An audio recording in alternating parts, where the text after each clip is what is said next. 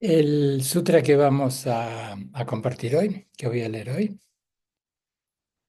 Bhikkhu Bodhi lo ha puesto bajo el título de Los impedimentos para el desarrollo mental.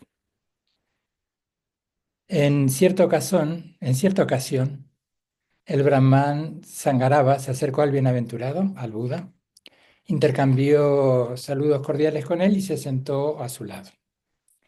Una vez sentado a un lado, el Brahman Sangarava le dijo esto al bienaventurado: Venerable Gotama, ¿cuál es la causa, cuál es la condición por la que a veces textos que se han estudiado durante mucho tiempo no vienen a la mente? ¿Os resuena esto? A mí bastante. Vuelvo al texto. Venerable Gotama, ¿cuál es la causa, cuál es la condición por la que a veces textos que se han estudiado durante mucho tiempo no vienen a la mente? No digamos ya textos que no se han estudiado durante mucho tiempo. Y venerable Gotama, ¿cuál es la causa, cuál es la condición por la que a veces textos que no se han estudiado durante mucho tiempo vienen a la mente? Y no digamos ya textos que se han estudiado durante mucho tiempo. Brahman, comienza respondiendo el Buda.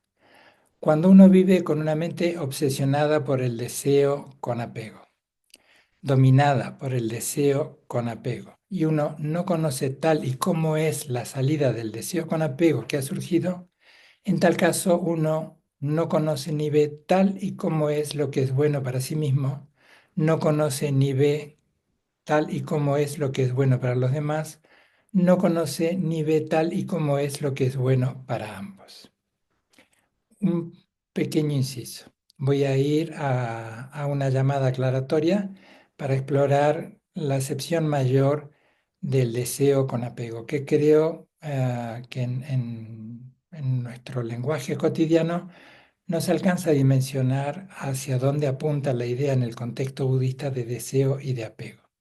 Solemos en un lenguaje coloquial, convencional, entender deseo por nuestros anhelos, y cuando escuchamos estas ideas cuestionamos dónde queda, preguntamos si se está cuestionando el deseo de hacer el bien, el deseo de meditar, el deseo de alcanzar la iluminación, el deseo de colaborar en nuestras vidas cotidianas tanto como se pueda. Y la otra palabra que suele malentenderse también es la idea de apego, que se suele interpretar como indiferencia, inacción, tal vez por esa indiferencia, distancia, frialdad. Vamos a explorar muy brevemente lo que esta llamada nos trae, algunos matices de lo que se entiende en este contexto como apego. Se aplica aquí una distinción escolástica entre los tres tipos de salida, y se está refiriendo al abandono completo en nuestro continuo mental, en nuestra mente, de aquello que tiende a este deseo ansioso, ese deseo con apego, con aferramiento que se resiste, desconociendo la impermanencia, la interdependencia, ese deseo que tiende casi a la avaricia del tiempo, a la avaricia de las situaciones, a la avaricia de las cosas, a retener aquello que entendemos que nos está proveyendo de felicidad, de bienestar y de placer. Se aplica aquí entonces una distinción escolástica a tres tipos de salida. No voy a dar los nombres en Pali, a cada impedimento. Y voy a hacer una reseña muy sucinta. Se sale de algo en particular, del apego ansioso a algo en particular, a través de la visión, de la visión cabal. Y visión cabal es la que se entrena con Vipassana y es la que se explora con el estudio de la existencia o no en sí misma de una identidad de los fenómenos externos e internos. Lo que comienzan explorando las primeras dos escuelas, las escuelas materialistas, la escuela vaibhásica, la escuela sautrántica, y luego se amplía la exploración a la escuela Chittamatra o Yogacara y a la escuela Madhyamaka, que es el pensamiento medular de la tradición budista tibetana. Otra de las vías sale por medio de la erradicación a través de los senderos supramundanos. Así pues, el deseo sensual se suprime por medio, y da aquí el ejemplo de unas prácticas meditativas dentro de la tradición Theravada. Y la base es en explorar lo poco atractivo dicho literalmente, lo desatractivo no sería lo contrario de atractivo, lo desagradable, ¿sí? Lo desagradable, lo repugnante, que son aquellos objetos materiales que nos atraen, como puede ser el cuerpo fijo, el cuerpo físico, la sensualidad. Estamos refiriéndonos además a una tradición monástica, ¿sí? Pero que podemos traerla, ¿sí? A nuestra vida cotidiana también. Y se radica por el sendero del Arajat. La malevolencia, y aquí es donde quería llegar cuando hoy leía eh, el sutra que iba a compartir. ¿Cómo podemos explorar o cómo se está explorando la idea del deseo y del apego? Que en general nos resumimos a algo material o inmaterial como pueden ser los pensamientos, pero aquí se está abriendo la idea de apego a la malevolencia. Pues seguramente nosotros no, espero que así sea, pero sí que encontramos en nuestra sociedad contemporánea a lo largo de la historia aquel deseo a dañar a otros, aquella disfunción mental y emocional que lleva a encontrar satisfacción dañando a los demás. La malevolencia se suprime por medio del primer jhana, un estado meditativo basado en el amor benevolente, y se erradica por el sendero del que no regresa. La pereza y la apatía, que podemos reconocer nuestra tendencia a la holgazanería o a veces que no se lleva por delante la idea de descanso. Pero como de alguna manera, jocosamente en el descanso, o antes de empezar, decíamos que a veces entre sentarnos a practicar y salir a dar una vuelta o sentarnos a ver una serie, pues nos inclinamos un poco más por esto último. Entonces, dice, la pereza y la apatía se suprimen por la percepción de luz visualizada y una técnica de visualización que en el budismo tibetano la encontramos en las etapas de Khyentse y Dzogchen. El desasosiego, otro de los matices en este contexto de lo que es el apego, el deseo ansioso. El desasosiego y el remordimiento se suprimen mediante la serenidad. El remordimiento se radica por el sendero del que no regresa, el del Arhat, y el desasosiego por el sendero y da otra instancia en el recorrido espiritual. Pero a lo que apunto nuevamente es esto, la duda se suprime por medio de la definición de las cosas y se radica por el sendero del que entra en la corriente. La duda aquí apunta a esa duda que subyace en la mente de todo practicante si seremos capaces o no de alcanzar el despertar. No sé qué respuesta puede tener esto. Viéndolo desde el Dharma, sí. Tal vez nos parezca una meta lejana por lo alto que es, pero eso no implica que tengamos como afirmación aquello que recordaba una y otra vez el Buda de recuerda la bondad que hay en ti. Entonces, cuando dudemos de nuestras cualidades, ¿quién no ha dudado alguna vez de su manera de entender y de estar en el mundo? Así que recordad este punto. La nobleza, la cualidad que vive en cada uno de nosotros. Ahora voy a seguir con la lectura literal. Voy a volver a contextualizar desde el comienzo cuando el Buda comienza a responder. Brahman, cuando uno vive con una mente obsesionada por el deseo con apego, dominada por el deseo con apego, y uno no conoce tal y como es la salida del deseo con apego que ha surgido, en tal caso uno no conoce ni ve tal y como es lo que es bueno para sí mismo, no conoce ni ve tal y como es lo que es bueno para los demás, no conoce ni ve tal y como es lo que es bueno para ambos, para los demás y para uno. Entonces, incluso los textos que ha estudiado durante mucho tiempo no le vienen a la mente. Y no digamos ya los textos que no ha estudiado durante mucho tiempo.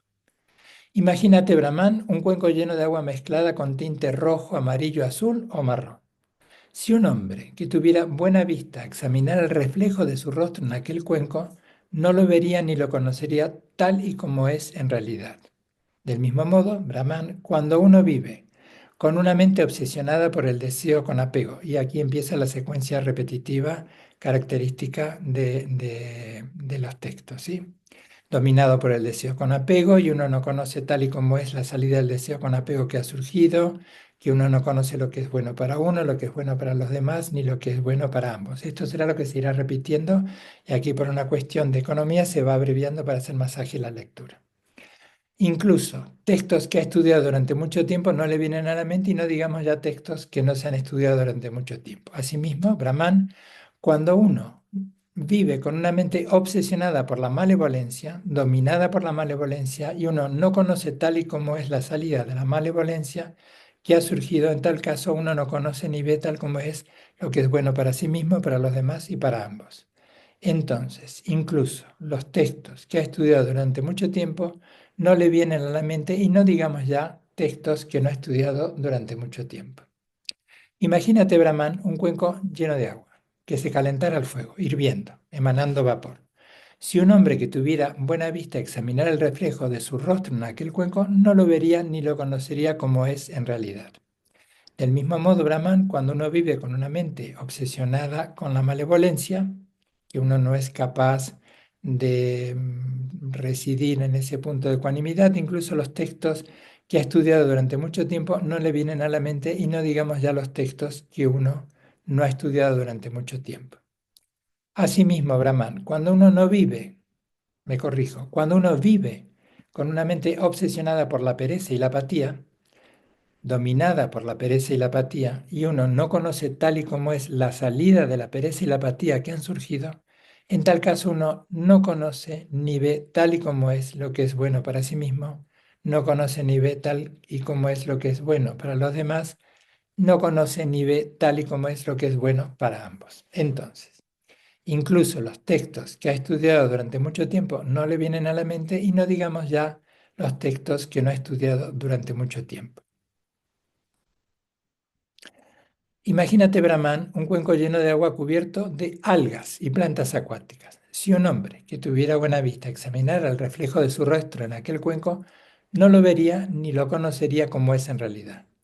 Del mismo modo, Brahman, cuando uno vive con una mente obsesionada por la pereza y la apatía, incluso los textos que ha estudiado durante mucho tiempo no le vienen a la mente y no digamos ya los textos que no ha estudiado durante mucho tiempo.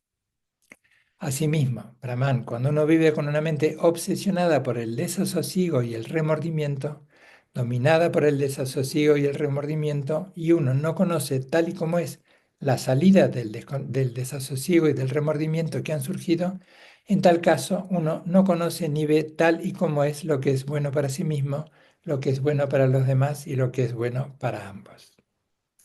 Entonces, incluso los textos que ha estudiado durante mucho tiempo no le vienen a la mente y no digamos ya los textos que no ha estudiado durante mucho tiempo. Un ejemplo más. Imagínate, Brahman, un cuenco lleno de agua agitada por el viento, trémula, revuelta, salpicando. Si un hombre que tuviera buena vista examinara el reflejo de su rostro en aquel cuenco, no lo vería ni lo conocería tal y como es en realidad. Del mismo modo, Brahman, cuando uno vive con una mente obsesionada por el desasosiego y el remordimiento, incluso los textos que ha estudiado durante mucho tiempo no le vienen a la mente y tampoco los textos que no ha estudiado durante mucho tiempo. Lo mismo, el mismo ejemplo, Brahman, cuando uno vive con una mente obsesionada por la duda, dominada por la duda y uno no conoce tal y como es la salida de la duda que ha surgido. En tal caso, uno no conoce ni ve tal y como es lo que es bueno para sí mismo, lo que es bueno para el otro y lo que es bueno para ambos. Entonces, los textos que se han estudiado durante mucho tiempo no vienen a la mente y mucho menos aquellos que no se han estudiado durante mucho tiempo. Un ejemplo más. Imagínate, Brahman, un cuenco lleno de agua turbia, espesa, fangosa, dejado en un lugar oscuro. Si un hombre que tuviera buena vista examinara el reflejo de su rostro en aquel cuenco, no lo vería ni lo conocería como es en realidad. Del mismo modo, Brahman, cuando uno vive con una mente obsesionada por la duda y vuelve la inercia repetitiva, incluso los textos, y uno no conoce lo que es bueno para uno y para los demás, incluso los textos que se han estudiado por mucho tiempo no vienen a la mente y aquellos textos que casi no se han estudiado tampoco lo hacen. Esta es la causa Brahman, esta es la condición por la que a veces los textos que se han estudiado durante mucho tiempo no vienen a la mente y no digamos ya los textos que no se han estudiado durante poco tiempo. Y aquí hay un cambio. y aquí agrego yo, que lo que se está señalando aquí que no es la práctica, no es el mero estudio y el mero recordar ese estudio, sino la implicación. El estudio es uno de los pilares, la reflexión, el razonamiento, pues la acompaña, luego la práctica y el comportamiento ético. Ahora, comienza lo opuesto. Brahman, cuando uno vive con una mente que no está obsesionada por el deseo con apego, y aquí lo resume Bhikkhu Bodhi, uno no está obsesionado por el deseo con apego, por la malevolencia, por la pereza y por la apatía, por el desasosiego y el remordimiento, ni por la duda. En tal caso, incluso los textos que no se han estudiado durante mucho tiempo vienen a la mente. Y no digamos ya los textos que se han estudiado durante mucho tiempo. Imagínate, Brahman, un cuenco lleno de agua que no esté mezclada con tintes, que no hierve ni se evapora, que no está cubierta de algas y plantas acuáticas, que no está agitada por el viento y sacudida en salpicones, un agua clara, serena, pura, dejada en un lugar luminoso. Si un hombre que tuviera buena vista examinara el reflejo de su rostro en aquel cuenco, lo vería y lo conocería tal y como es en realidad. Asimismo, Brahman, cuando uno vive con una mente que no está obsesionada por el deseo con apego, por la malevolencia, por la pereza y la apatía, por el desasosiego y el remordimiento, ni por la duda, en tal caso, incluso los textos que no se han estudiado durante mucho tiempo vienen a la mente, y no digamos ya los textos que se han estudiado durante mucho tiempo. Esta es la causa Brahman, esta es la condición por la que a veces los textos que no se han estudiado durante mucho tiempo vienen a la mente, y no digamos ya los textos que se han estudiado durante mucho tiempo. Dicho esto, el Brahman Sangarava le dijo al bienaventurado, magnífico, venerable Gotama: ruego al venerable que de hoy en adelante me considere como discípulo venido a él por refugio para toda la vida. Bien. Ok, hasta aquí la lectura del sutra con algún breve comentario.